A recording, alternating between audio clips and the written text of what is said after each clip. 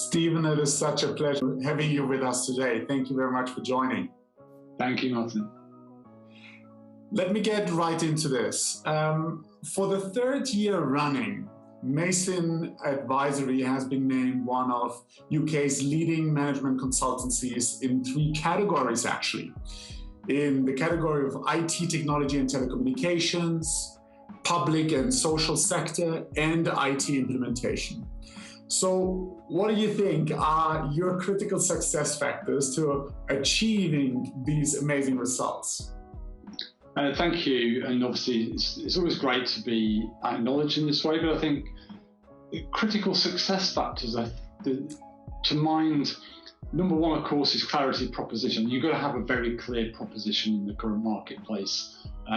People buy consulting for a reason, and they generally will buy it to address specific challenges and issues. So I think clarity of what you are, what we are, we're a digital and technology advisory firm. That's what we do. That's all we do.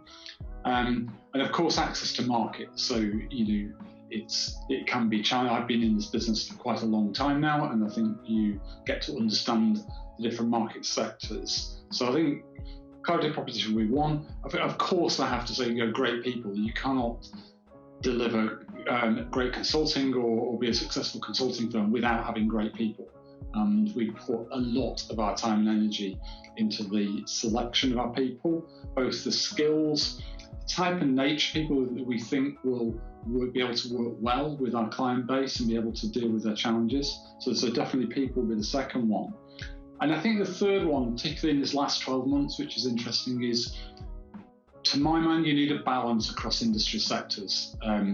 Of course, there are some very successful firms that specialise in very specific sectors, but sectors are cyclical, and we see that all the time. But in the last 12 months, we've seen certain sectors have a very difficult time, and we've had certain sectors have very, very high demands for services. So we work across public and private sector, we work across domestic firms and international firms, and indeed we've seen real success in the last 12 months, for example, healthcare, financial services, professional services, and we've seen real challenges in industries such as retail and hospitality. So I think having a balanced portfolio, being able to flex to meet the needs of the clients that have got the main demands, I think is one way of, if you like, that continued success.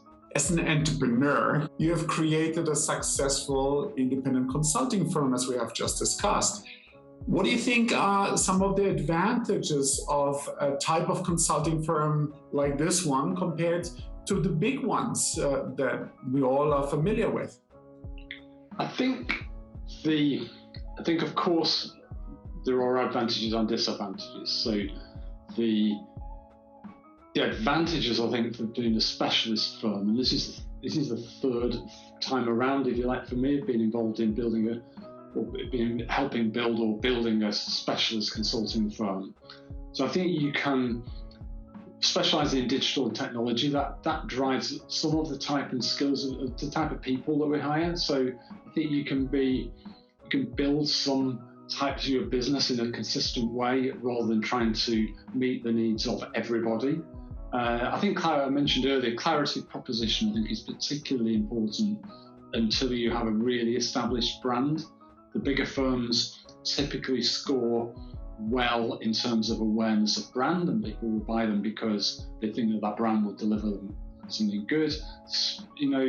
Medium-sized firms, where we play now, need to be seen as being strong in their segment area. So I think you can establish a more focused brand by, again, being really clear in terms of what you do. I think there is a size piece. I think it is bigger firms have different challenges to smaller firms. We have over 60 staff now, but everybody across the firm can't know everybody. I think that can stretch for quite a while further, but there's no doubt that, to say, that sort of focus and the size piece gives you a way of building a business and style of looking after people, which is just difficult to achieve in a much bigger firm. Now, that doesn't make that bad. It just means that you have different challenges. But yeah, I think there are a number of advantages, a lot of them related to size. Stephen, you have already pointed out before that your firm is quite diversified in terms of sectors and industries, but I wanted to focus a little bit more on the public sector. From your perspective, what do you think is the specific impact of COVID in the public sector or government services?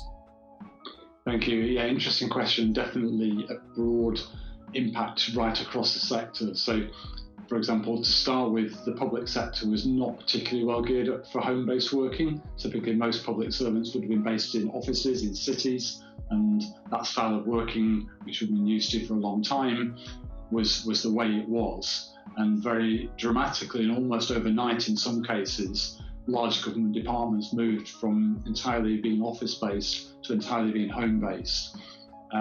They hadn't, in prior years, had quite the same requirement to invest in the flexible work-from-home type technologies that, for example, private sector clients, particularly global clients who were already used to trying to cut their travel needs by doing a lot more remote working. So a lot of that was basic, putting infrastructure in place, replacing desktops with laptops, commissioning the large numbers of new machines very, very quickly, even moving to cloud-based services from premise-based services. So that was across the board. And then I think you look at individual parts of the public sector. So, for example, healthcare had massive demands. And it's been well documented in the UK, the role of consultants in some of the large healthcare programs. And that's raised some eyebrows as to why did we need so many consultants. But of course, it needed people, capable people, very, very quickly. And in some cases, large numbers of very capable people very quickly. So, I like to think that as an industry, we actually came together to actually meet some of these needs, and indeed, astonishing some of the timescales that both ourselves and consulting colleagues were able to meet. Let's now move a bit away from your particular firm and focus a little bit more on technology. What would you say are some of the key trends, or what are the key trends that you see in technology for business or in the business world in the coming years?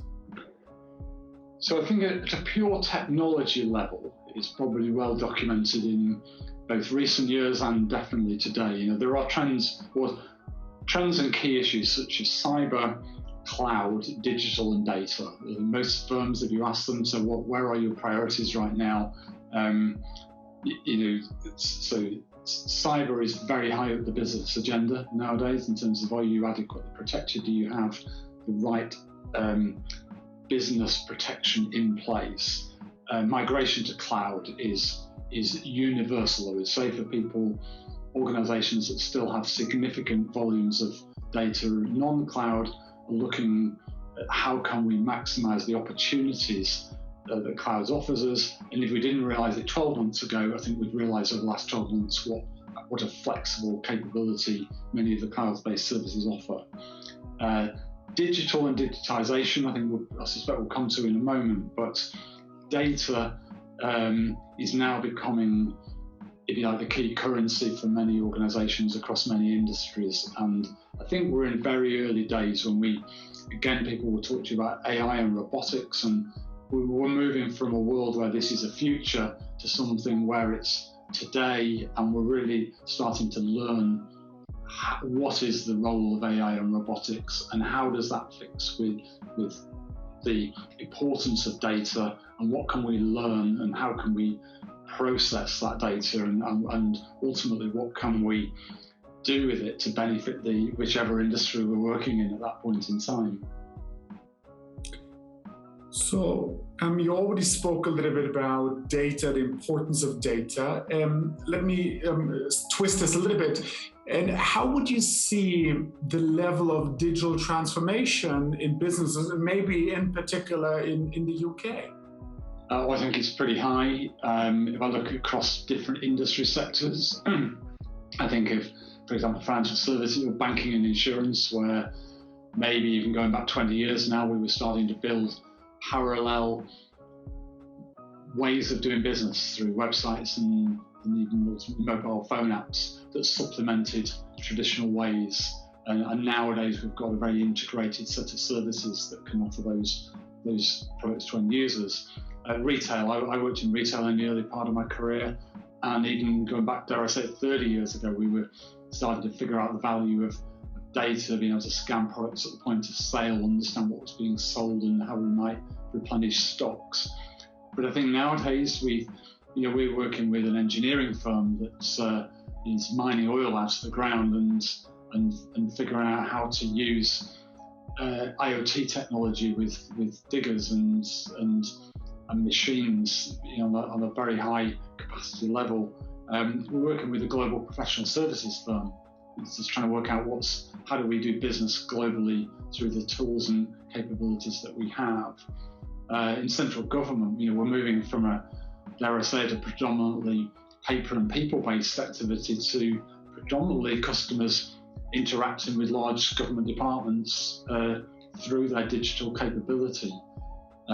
So I think, pretty much nowadays across all industries, then I think the role of digital is and the capacity, propensity for transformation is huge across all of those industries. So technology is changing at an exponential rate. Industries are getting disrupted, and more businesses are undergoing their own digital transformations to stay relevant in the new digital age. Let's now focus a little bit more on the leadership side of things. For any leader, the question is now how to be a digital leader. What would be your recommendation? I think in my book, a leader's a leader, and the characteristics of leadership, I suspect, of themselves possibly not changed in a very long time. To be a digital leader, I guess you need to fundamentally understand your business, and you need to have at least a semblance or a good understanding of what being digital in your marketplace means. So most of the industries that we're involved in now, if you like, having a digital presence or having your digital capability in the right place is pretty fundamental to being a business. So I think the first challenge really is having that adequate understanding, but more to the point, understanding your own business and your own people.